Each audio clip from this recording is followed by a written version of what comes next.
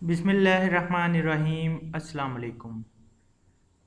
आज हम एक बड़ा ही इम्पोर्टेंट टॉपिक आपके लिए लेके आए हैं और अक्सर स्टूडेंट्स को ये प्रॉब्लम होती है कि जो सुपरवाइज़र्स हैं वो स्टूडेंट्स को टाइम नहीं देते। तो आज की वीडियो में हम डिस्कस करने जा रहे हैं कि सुपरवाइज़र से हम टाइम किस तरह ले सकते हैं। आज की वीडियो को मैंने 3 पार्ट्स में डिवाइड किया है।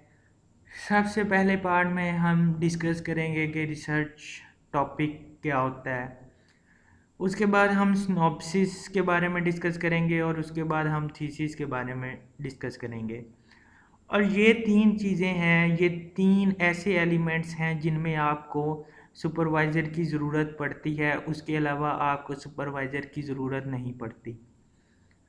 अब इन 3 चीज़ों के लिए आपने वक्त लेना है, तो वो आप किस तरह लेंगे। सबसे पहली चीज़ आपने टॉपिक सेलेक्ट करना है। टॉपिक सेलेक्ट करते हुए आपने सुपरवाइज़र से मिलना है और आपने ये गैस करना है कि आपने सुपरवाइज़र के अंडर काम करना है उसके काम से रिलेटेड या आपने कोई अपना काम करना है। 2 टाइप्स के सुपरवाइज़र होते हैं आमतौर पर। कुछ सुपरवाइज़र ऐसे होते हैं कि जो अपनी एक बेसिक लाइन ऑफ रिसर्च लेके चल रहे हैं, जो मर्ज़ी हो जाए आपको उन्होंने उसी चीज़ पे काम कराना होता है। और दूसरे सुपरवाइज़र वो होते हैं जो आपको फ्री कर देते हैं। वो कहते हैं कि आपने जिस चीज़ पे काम करना है आप जाएं ढूंढें और जाके काम कर लें। तो पहले जो सुपरवाइज़र हैं जिनकी बेसिक लाइन ऑफ रिसर्च है उस पे आपने अपने सुपरवाइज़र से टाइम लेकर टॉपिक को अप्रूव करवाना है। और उसके लिए क्या कर सकते हैं आप, उसके लिए बेस्ट मेथड ये है कि अपने सुपरवाइज़र के रिसर्च पेपर्स को जाके डाउनलोड कर लें और उसको स्टडी करना शुरू कर दें। आप उसको जितना स्टडी करेंगे आपको उससे सुपरवाइज़र की साइकोलॉजी, नफ्सियात समझ आना शुरू हो जाएगी कि सुपरवाइज़र किस चीज़ पे काम करवा रहा है। जब आप ये चीज़ कर लेंगे तो उसके बाद अपनी आप एक लेआउट तैयार कर लें, एक टेबल ऐसा तैयार कर लें जिसमें आप की पॉइंट्स कर लें। की पॉइंट्स ये सारी चीज़ें आप जब बैकग्राउंड पे सारी लर्निंग कर लेंगे उसके बाद जैसे ही आपको सुपरवाइज़र टाइम देगा, क्योंकि सुपरवाइज़र के पास टाइम कम होता है, जैसे ही वो आपको आपका टीचर टाइम देगा तो जो बेसिक चीज़ें हैं आपने लर्न की हुई हैं उनकी बेसिक लाइन से रिलेटेड आप उनसे डिस्कस करेंगे, वो उसी टाइम समझ जाएंगे कि आपको काम आता है और आप करना चाहते हैं। अगर आप ये कहते रहेंगे कि हमने ये किया है वो किया है हमें समझ नहीं आ रही हम क्या करें, तो आपका टॉपिक डिले से डिले होता जाएगा।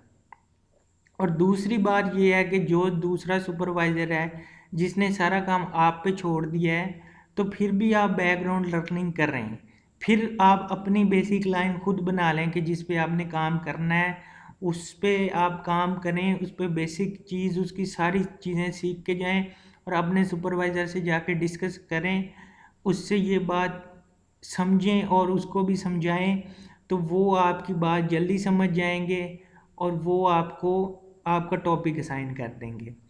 सबसे इम्पोर्टेंट चीज़ है आपका लिटरेचर रिव्यू। आप जितना रिव्यू करेंगे, जितने की पॉइंट्स निकालेंगे, जितनी बेसिक लाइन को खंगालेंगे, उतना इम्पोर्टेंट आप उतना ही अच्छा होगा और उतना ही आप अच्छा टॉपिक सिलेक्ट कर पाएंगे। उसके बाद जब सेकंड आपको सुपरवाइज़र की सेकंड टाइम ज़रूरत पड़ती है वो होता है सिनॉप्सिस। तो सिनॉप्सिस आपने जब अच्छा टॉपिक सेलेक्ट करेंगे आपको चीज़ें आ जाएंगी, आप सीख लेंगे, तो फिर आप सिनॉप्सिस भी अच्छा राइट अप करेंगे। सिनॉप्सिस जब अच्छा आप राइट अप लेके जाएंगे, आपके सुपरवाइज़र देखेंगे उनको, वो स्टार्ट करेंगे देखना, उनको चीज़ें पसंद आएंगी, वो आपको गाइड करना शुरू कर देंगे। लेकिन अगर आपको वो चीज़ें पसंद नहीं आ रही उनको, तो वो आपसे जान छुड़वाना शुरू कर देंगे, उस वजह से आपका थीसिस डिले होता रहेगा। और तीसरे सुपरवाइज़र की ज़रूरत आपको तब पड़ती है जब आपने उनको थीसिस चेक करवाना है, थीसिस अप्रूव करवाना है। अब ये सारी जो जितनी भी चीज़ें हैं ना, इसमें सारी क्वालिटी स्किल्स आपकी अपनी है और इसमें जो इम्पोर्टेंट स्किल है वो लर्निंग आपकी राइटिंग स्किल है। आपकी जितनी अच्छी राइटिंग होगी, आप जितना अच्छे सेंटेंस लिख सकते हैं और जितना अच्छा प्लेजरिज्म रिमूव कर सकते हैं वो करें।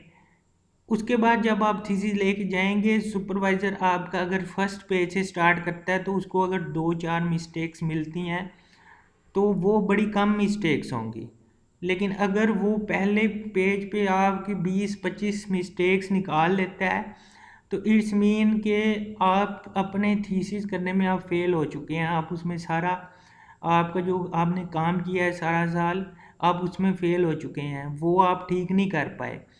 सुपरवाइज़र आपको सपोर्ट तब करनी शुरू करता है जब आप तकरीबन मोर देन 60% उसके मुताबिक काम करके लेके जाते हैं।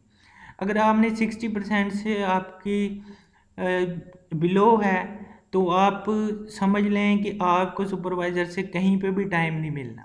ना आपको रिसर्च टॉपिक सेलेक्ट करते हुए टाइम मिलना है, ना आपको सिनॉप्सिस के लिए टाइम मिलेगा, ना ही आपको थीसिस चेक कराने के लिए टाइम मिलेगा।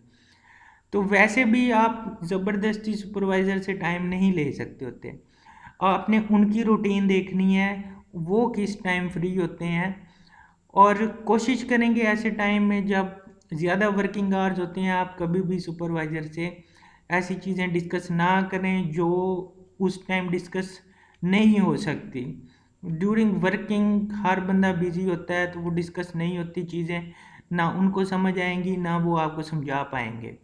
तो ऐसे टाइम का इंतखाब करें जिसमें माइंड फ्रेश होता है।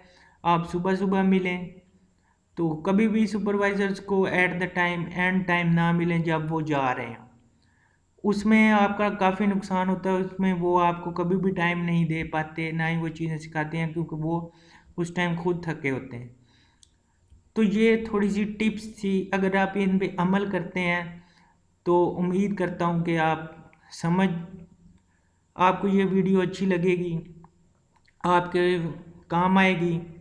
तो इसके साथ ही मुझे इजाज़त दीजिए, अगली वीडियो के साथ फिर हाजिर होंगे, तब तक के लिए अल्लाह हाफिज़।